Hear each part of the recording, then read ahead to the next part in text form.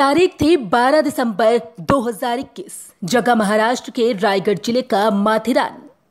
ये इलाका सैलानियों के लिए काफी फेमस है। यहाँ वीकेंड पर मुंबई और आसपास के लोग घूमने आते हैं। माथेरान के बाहरी इलाकों में बसा है इंदिरानगर। इसी जगह के साइन लॉन्च में हुआ कुछ ऐसा दिल दहला देने वाला वाकया जिसे जानकर आज भी लोग सहम उठते हैं। इस लॉन्च के कमरे में बेड के नीचे मृतक पड़ी मिली एक लड़की और उसका सर नहीं था धड़ के साथ। शरीर पर एक भी कपड़ा नहीं था, लेकिन उस धड़ को देखकर समझ आ रहा था कि ये लड़की है। लेकिन वो लड़की कौन थी? उसका सिर नहीं था। पहचान के लिए उसके शरीर पर कोई कपड़े भी नहीं थे। एक हाथ पर कुछ टैटू के निशान थे, लेकिन उसे भी कातिल ने चाकू और तेजधार ब्लेड से खुरच दिया। ऐसे में तमाम सवाल खड़े हो गए, लेकिन एक भी जवाब नहीं था। रूह कंपा देने वाली इस वारदात की सूचना तुरंत पुलिस को दी गई। रायगढ़ के आला अधिकारी तुरंत मौके पर पहुंचे और तफ्तीश शुरू कर दी गई। अब पुलिस के सामने पहली चुनौती थी लड़की की पहचान करना कि आखिर यह है कौन। सबसे पहले उस होटल के रजिस्टर को चेक किया गया। ये पता लगाया गया कि आखिर इस कमरे में रुके शख्स ने अपनी पहचान क्या बताई थी। तब पता चला कि उस कमरे में अमजद खान और रुबीना बेगम रहने आए थे। दोनों ने खुद को पति पत्नी बताया था। ये शनिवार और रविवार 2 दिनों के लिए कमरे को बुक कराया था। इन्होंने अपना पता मुंबई का दिया।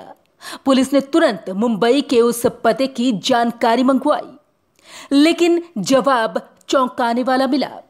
उस पते पर इन नामों का कोई शख्स नहीं रहता था, यानी लॉज में दी गई जानकारी पूरी तरह से फर्जी थी।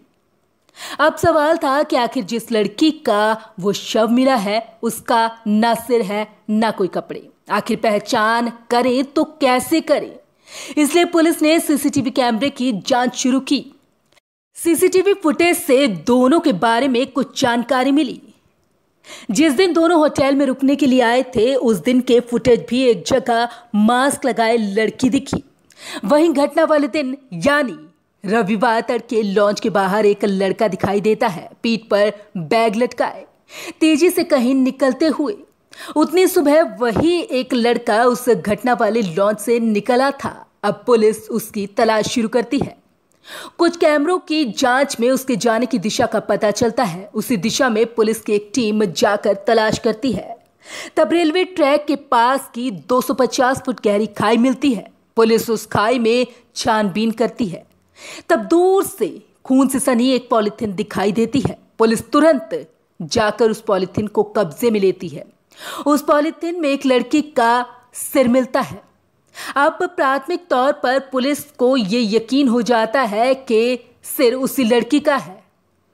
अब पुलिस उस सर के आधार पर लड़की की पहचान करती है और छानबीन शुरू करती है। इसी बीच कुछ इलेक्ट्रॉनिक सर्विसेज और पैसों के ट्रांजैक्शन के आधार पर पुलिस को यह पता चलता है कि आखिर ये कपल थे कौन। अब सवाल ये था कि आखिर ऐसी क्या वजह थी कि लड़की का इतनी बेरहमी से उसे मारा गया। हत्या के बाद बेहद ही शातिराना तरीके से उसके 2 टुकड़े किए गए। पुलिस इसकी पड़ताल करती है तो 24 घंटे के अंदर ही पूरा केस आईने की तरह साफ हो जाता है। कातिल के साथ कत्ल की वजह की परतें भी खुल जाती है।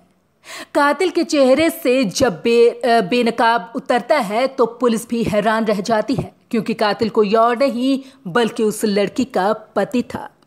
वो पति जिसके साथ इस लड़की ने मई 2021 में ही 7 फेरे लिए थे। 7 जन्मों तक साथ रहने की कस्में खाई थी, लेकिन 7 जन्म तो क्या 7 महीने भी पूरे नहीं हुए और पति ने अपने हाथ से उसकी जीवन लीला ही समाप्त कर दी। इस खौफनाक कत्ल को अंजाम देने वाले पति का नाम राम सिलोचन पाल है। 30 साल के इस शख्स को और क्या कह सकते हैं, शातिर कातिल ही कहेंगे। ये सॉफ्टवेयर इंजीनियर है जो बेलापुर की एक IT फर्म में काम करता है। पुलिस की पूछताछ में आरोपी ने बताया कि शादी के बाद जो वो छुट्टियों पर मिलते थे तब एक बार पत्नी से उसकी पुरानी जिंदगी के बारे में पूछा था। काफी भरोसे और विश्वास दिलाकर पूछा, तब खुशी खुशी पूनम ने सब कुछ खुलकर बता दिया। उसके पूरा सच बता देने के बाद से किसी बात को लेकर रामसिलोचन उस पर शक करने लगा था। फिर उसी वजह से उसको मार डाला।